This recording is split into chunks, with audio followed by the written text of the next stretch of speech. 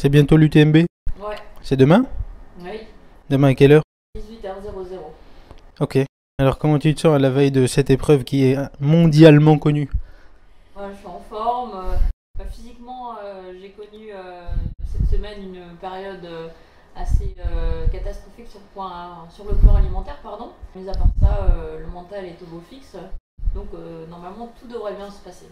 Pour revenir rapidement sur la prépa, c'est comme d'habitude, c'est-à-dire que rien de spécial de réaliser pour préparer cette UTMB, on fait sur le fond des épreuves qui sont passées cette année.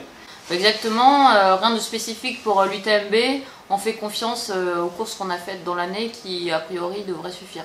De toute façon, notre objectif, c'est de terminer, peu importe le chrono. À l'inverse de l'ultramarin, moi, j'ai aucune ambition pour faire un podium. Ça, c'est clair que c'est inimaginable.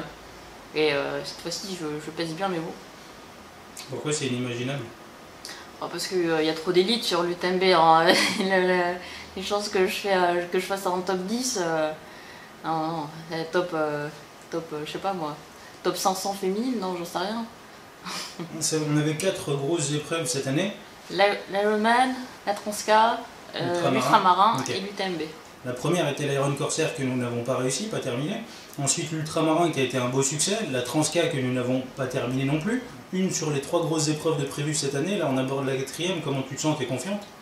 Oui, je suis confiante, je sais pas si j'en avais déjà parlé, mais l'UTMB comparé à la Transca, ça me paraît beaucoup plus accessible en tout cas. C'est pas l'épreuve que je redoutais le plus, hein, ça c'est évident. C'était pour moi, la Transca c'était le plus dur, l'Ironman en second, l'Ultramarin je savais qu'on allait le finir, on était vraiment trop motivés. Et dans l'UTMB, pour moi c'est du même niveau que l'Ultramarin. D'accord. Donc pas d'objectif chrono du tout? Non. Tu penses qu'on arrivera en combien de temps? Ben, je pense 41h, 42h. Hein. C'est 42 heures la barrière horaire.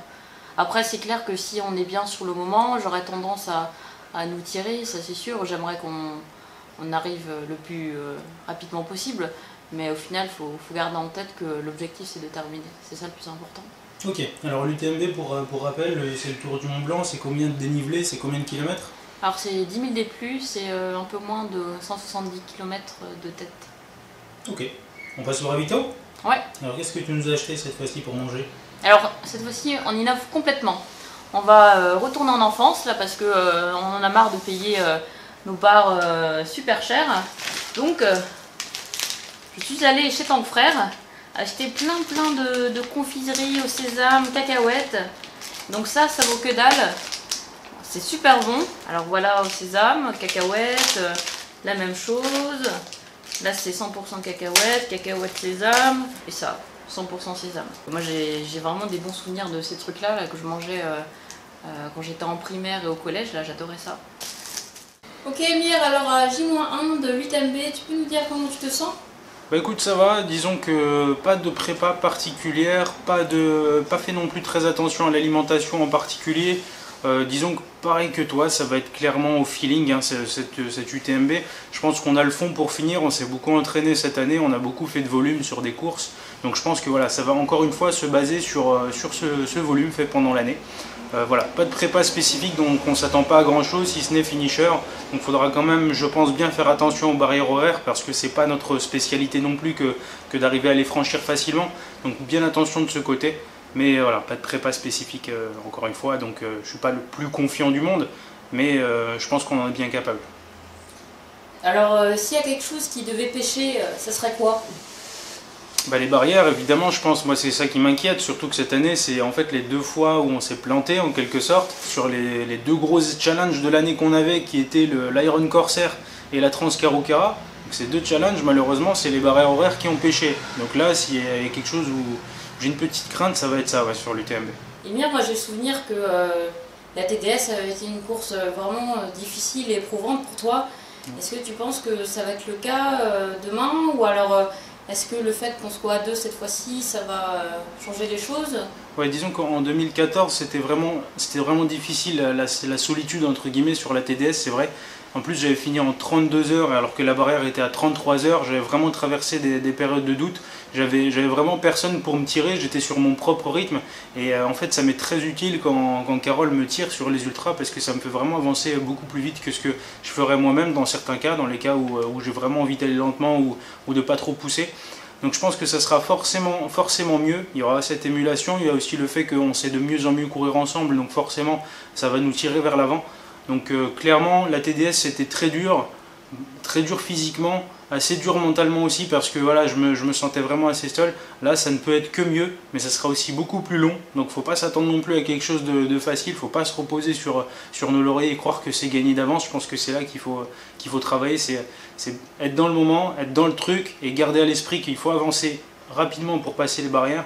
Et puis à part ça, je pense que ça devrait rouler. Et si on est ric-rac sur les barrières, est-ce que tu devrais ne pas faire de pause, ne pas dormir? Ben ça, c'est assez dur de dire à l'avance qu'on va dormir ou ne pas dormir. Toutes les personnes que j'ai entendu dire ça à l'avance, pas toutes évidemment, mais la plupart parlent sans savoir ce que leur corps va leur dire sur place. Donc évidemment, il y a les plans qu'on fait avant, et puis il y a la réalité des choses une fois dessus, et c'est jamais aussi vrai qu'en ultra. En ultra, la théorie, ça tient pas 2 minutes, quoi. Ça tient si vraiment le corps décide que tout soit parfait aujourd'hui, mais ça arrive quasiment jamais. Donc là, je peux dire, oui, si on est ric-rac sur les barrières, j'espère qu'on aura l'adrénaline suffisante pour ne pas dormir, et pour avancer tout droit, pour justement accrocher les barrières. Mais si jamais le corps dit non, il faut roupiller, si jamais le corps dit j'ai besoin de repos, ben disons qu'il va falloir improviser des siestes dans la nature comme on l'a fait à l'UT4M. D'ailleurs, à propos de l'UT4M, est-ce que tu penses qu'on va retrouver une aussi bonne ambiance? Les paysages, tu les vois aussi beaux, plus beaux? J'espère être encore plus dépaysé que sur l'UT4M parce qu'on parle quand même du Mont Blanc. Le Mont Blanc a sa réputation. Donc le tour du Mont Blanc, moi je m'attends vraiment à en prendre plein les yeux. Donc ça, pour ça, ouais, j'ai de fortes attentes là-dessus. J'espère aussi ramener plein de belles images. Alors l'ambiance, je m'attends peut-être à moins bien. Parce que l'accueil sur l'UT4M, il faut dire qu'il était vraiment exceptionnel. C'est une organisation qui est familiale, qui est très active sur les réseaux sociaux. On a l'impression d'être en contact direct avec l'organisation sur les réseaux sociaux. C'est jamais évidemment le cas sur une usine entre guillemets telle que l'UTMB. On n'est pas sur la même orga, sur la même proximité avec le coureur. Donc non, je m'attends à quelque chose de moins bien, je dirais. Non, je m'attends pas. C'est pas. Je pense que je vais pas sur l'UTMB pour le côté convivialité et petit orga qu'on a pu trouver sur l'UT4M. Bon, je pense qu'il y aura forcément des petites sympathies entre coureurs, mais je m'attends pas à beaucoup plus que ça, évidemment. Et dernière petite question, on a reçu un texto il y a 2 jours, il me semble, nous annonçant des chaleurs caniculaires pour ce week-end qui sont annoncées. Alors toi, est-ce que ça te fait peur? La chaleur me fait pas spécialement peur, je sais que mon corps réagit plutôt bien, même si effectivement c'est difficile. Je sais que ton corps aussi, Carole, il réagit plutôt bien, même si au marathon des sables c'était assez difficile, je m'en souviens. Mais c'est pas quelque chose qui nous écrase, c'est pas quelque chose qui nous met dans des difficultés gigantesques. Non, ce que je pense, c'est qu'il faudra vraiment insister sur les lunettes, sur la crème solaire, sur éventuellement la casquette, avoir des buffs sur la tête qui couvrent la nuque et qu'on va tremper à chaque ravitaillement. Donc l'UTMB nous a prévenu, c'est qu'ils savent qu'il y aura des grosses chaleurs, donc je pense qu'ils prévoiront l'eau suffisante au ravitaillement pour qu'on puisse se mouiller régulièrement. Donc là-dessus, j'ai pas d'inquiétude particulière. Ok, très bien, merci beaucoup Émir pour avoir répondu à mes questions. On a un petit dernier mot pour la fin? Bah viens alors, allez, on dit un dernier mot pour la fin. Bon bah les amis, on se lance demain pour l'UTMB, hein, ça y est, cette fameuse grosse épreuve, il fallait bien qu'on la fasse évidemment, et c'est cette année, c'est en 2016. Donc voilà, j'espère, je nous souhaite en gros de passer les barrières sans trop de stress, sans difficulté, sans se poser trop de questions sur notre capacité à faire. Je nous souhaite aussi évidemment d'en prendre plein les yeux, de galérer un petit peu quand même, parce qu'il en faut évidemment, c'est pour ça qu'on va faire l'UTMB, ouais. Et puis voilà, je crois que c'est tout ce que je vais vous dire. T'as des choses à ajouter? Non, pas tout dit. On n'a rien à ajouter, bon bah c'est parfait. Les amis, on vous fait plein de bisous. Ah oui, excusez-moi, dans la description, le lien pour nous suivre évidemment, nos dossards 2502, 2503. Donc tout ça dans la description, si vous voulez nous suivre, n'hésitez pas, ça fait toujours super plaisir. Merci à tous, plein de bisous, et à très bientôt. Ciao les amis.